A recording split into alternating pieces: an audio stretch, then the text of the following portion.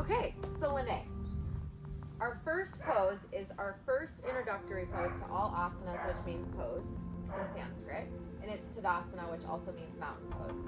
This pose is actually something we do all the time, but probably take for granted, and you're going to learn a few modifications and adjustments to really help with your overall posture. So let's step to the top of our mat. And guys, this is a great pose even when you're standing at Whole Foods at the checkout line, where you can really start to bring this posture to life throughout the entire day. So our big toes are going to touch. And then we really want to start thinking of strong energy lines all the way from the crown of our head, which is right here, the soft part, all the way through the spine, all the way down towards the heels and the soles of our foot. So as our big toes touch, you're going to have just a splinter of space in between the inner arches and back between your heel. If you have any low back pain, you can always come hips distance, which is just the width of your two fists together. So let's start, we'll work our way from the soles of our feet all the way up as we talk through some modifications and some awareness into the overall body. So roll all four corners of your feet firmly in towards the earth. Feel your calves engage, the back of your hamstrings, and then pause for a moment when we get to our low belly. We want to activate the core back towards your spine. Lift almost like you can imagine you're a slinky through the spine as you grow all the way up through the crown of your head. Pull your shoulders back, face your palms forward, maybe gently close your eyes, and just notice what it feels like to really stand in full alignment from the root of your foot all the way up through the crown of your head. Now, the great things about this pose is it helps with blood pressure, it helps with the nervous system, and again, it really is the foundation of every posture and pose. So this is it, Tadasana, also known as mountain pose or standing pose. So now I'm going to talk to you a little bit about Tadasana or mountain pose from a physical therapy perspective, to just kind of bring more of that scientific movement science approach to it.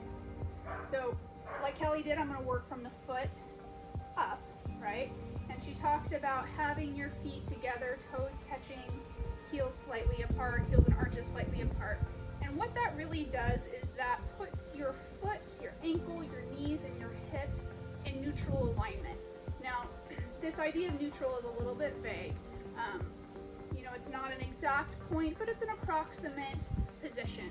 And neutral is really helpful to decrease extra load on the joint. So if anything hurts, being in neutral tends to allow enough breathing space for that joint to not be overloaded. So it's a good starting point for anything in life, really.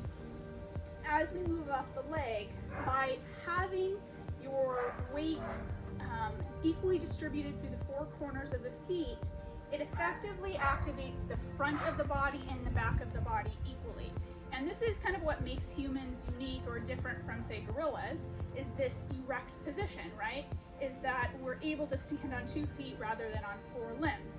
And so by having the weight distributed through the feet properly, you're able to activate front body and back body in the right proportion, all right?